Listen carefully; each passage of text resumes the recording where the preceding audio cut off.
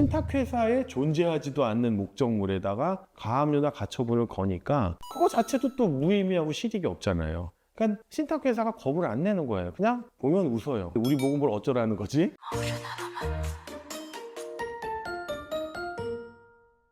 안녕하세요. 신탁의 신 오상민 변호사입니다. 이번에 설명드릴 영상은요, 위탁자의 채권자가 신탁 관계에서 가압류나 가처분과 같은 보전 처분을 하는 방법 4가지에 대해서 설명을 드리려고 합니다. 본 영상에서 설명드리는 가압류는 압류의 경우에도 동일하게 적용될 수 있다는 점을 전제로 말씀드립니다. 제가 본 영상을 급히 제작하게 된 이유는요, 이 문제에 대한 상담이 정말 저한테 엄청나게 많이 들어오고 있어요. 그리고 실제로 의뢰도 많이 저한테 맡기십니다. 그 다음에 또 어떤 경우가 있냐면 다른 변호사님이나 법무사님을 통해서 보전 처분을 했는데 지나고 나서 보니까 약간 부족하거나 잘못한 것 같다. 이러기 때문에 저한테 다시 재상담을 오시는 분들도 있고요. 신탁회사에게 가압류나 가처분을 했는데 무서워하지 않는다. 아무런 반응이 없다. 왜 그러냐? 이걸 물어보시기 위해서 상담을 오시는 분들이 정말 많아요. 일단 신탁관계에서의 가압류나 가처분은요, 통상적인 가압류나 가처분과 달리 좀 까다롭습니다. 제가 신탁회사에 이제 사내 변호사로 있을 때요, 이런 가압류나 가처분이 들어오면 딱 보면은요, 첫 번째로 형식이 안 맞아요. 그러니까 가압류나 가처분 결정은 났는데 무의미한 거예요.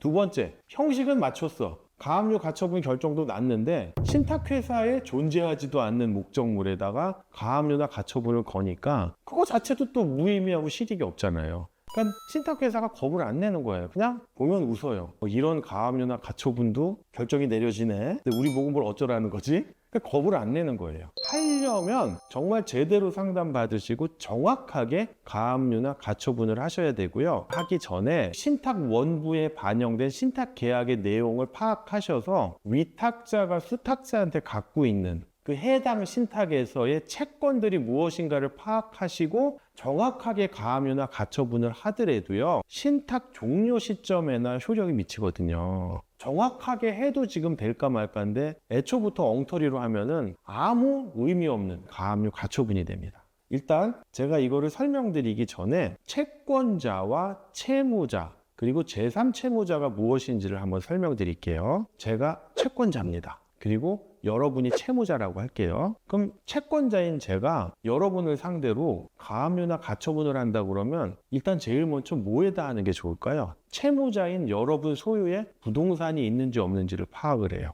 거기다가 가압류 가처분을 하는 게 제일 효과적입니다. 그런데 부동산이라는 게 워낙 가액도 비싸고 다 갖고 있는 건 아니잖아요. 설령 갖고 있다 하더라도 실질적으로 가치가 없는 것일 수도 있고요. 그런데 여러분, 즉 채무자인 여러분이 예를 들어서 국민은행 같은데 예금이 있어요. 그러면 그 돈은 여러분 겁니까? 아닙니까? 일반적으로 은행에 있는 돈은 자기 거다라고 생각하시는데 그 돈은 은행 거예요. 다만 은행이 안 망하기 때문에 언제든지 내가 돈을 달라고 하면 돈을 받으니까 그 돈이 내 것처럼 느껴지는 거지, 실제로 여러분은 은행에 대해서 예금 반환 채권을 갖고 있어요. 여러분하고 아까 말씀드린 국민은행 사이에 뭐가 됩니까? 채권자랑 채무자가 되겠죠. 근데 원채권자인 제 입장에서는 제가 채권자고 여러분은 채무자고 국민은행은 채무자의 채무자잖아요. 그러니까 이런 사람을 제3채무자라고 부르는 겁니다. 그러면 제가 채무자인 여러분이 부동산을 소유하고 있지 않으면 여러분을 채무자, 국민은행을 제3채무자로 해서 채무자가 제3채무자에 대하여 가지고 있는 예금 반환 채권을 가압류합니다 또는 압류합니다, 이런 식의 채권 압류를 하는 거예요. 여러분 이제 채권자랑 채무자, 제3채무자 개념을 아셨죠? 그러면 요거를 신탁관계로 제가 가지고 올게요. 여러분, 위탁자의 채권자가 있고요, 위탁자가 있고 수탁자가 있겠죠. 그러면 아까 그 채권자, 채무자, 제3채무자 관계를 대입하면 위탁자의 채권자는 채권자죠. 그다음에 위탁자는 뭡니까? 채무자가 되겠죠. 그 다음에 수탁자는 뭡니까? 제3채무자가 되겠죠. 그렇게 되는 겁니다. 그러면 첫 번째, 위탁자의 채권자가 신탁부동산에다가 가압류 가처분을 해요. 이게 성립할까요? 안 할까요?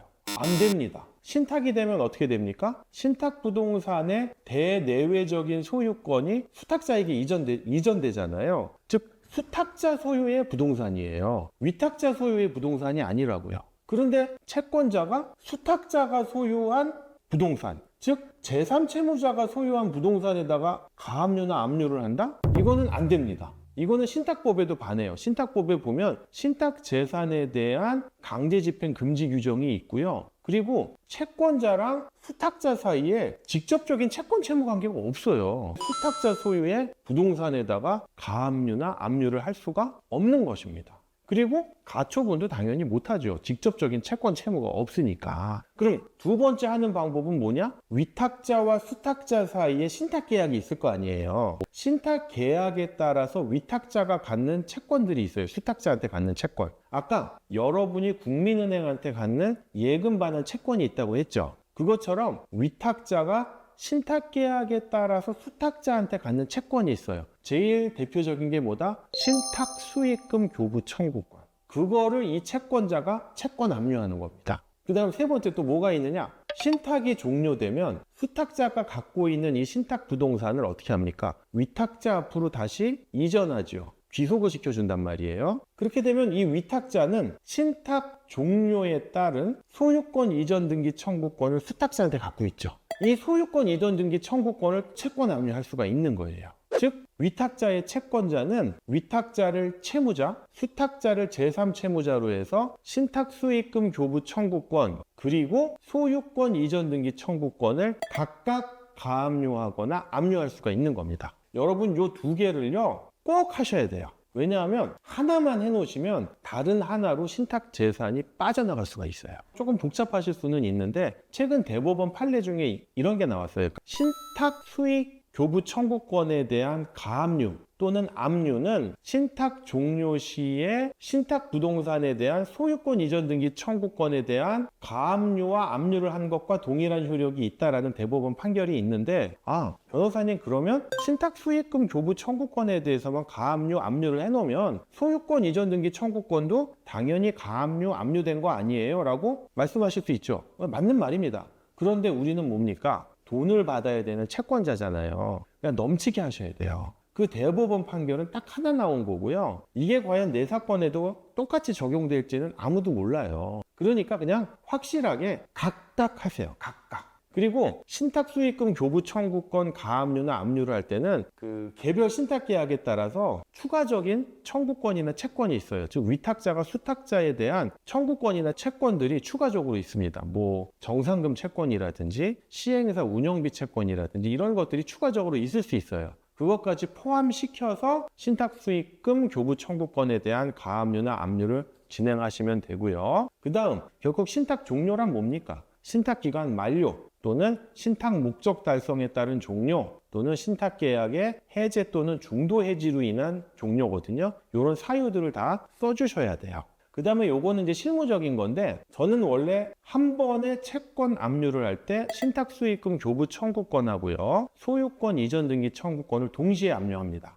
그러면 법원에 따라 스타일이 두 개입니다. 어떤 법원은 그냥 해줘요. 근데 어떤 법원은 야 이거 중복 압류 아닙니까? 하나만 하십시오. 그래요. 그러면 이제 제가 소명을 해요. 왜냐? 이 신탁 재산이라는 게 환가가 되면 신탁 수익으로 변형이 되고 환가가 안 되면 신탁 부동산으로 남아있기 때문에 중복 압류인 것처럼 보여도 실질적으로 신탁 종료 시점에는 하나에 불과하다라고 소명을 하는데 그 소명을 듣고 맞는 말이네 해가지고 가압류나 압류를 그냥 해주시는 법원도 있고요. 네가 소명한 건 알겠는데 그래도 따로따로 해. 중복 압류인 것 같아. 이런 법원도 있어요. 그러니까 전체적으로는 좀 세 가지 유형으로 나눠지는데 요거는 좀 이제 실무적인 문제입니다. 그 다음 이제 네 번째인데요. 위탁자의 채권자죠. 채권자가 제3채무자인 수탁자가 보유한 부동산, 즉 신탁 부동산에 직접 가처분을 할 수가 있어요. 변호사님, 아까 첫 번째는요, 안 된다면서요. 신탁법에 신탁재산에 대한 강제집행 금지 규정이 있고 또 위탁자의 채권자랑 수탁자는 제3채무자인데 직접적인 채권 채무 관계가 없잖아요. 근데 어떻게 가처분이 됩니까? 근데 예외적으로 사회 신탁 취소권의 경우에는요. 위탁자의 채권자와 수탁자 사이에 직접적인 채권 관계가 인정이 돼요. 사회 신탁 취소권의 경우에만.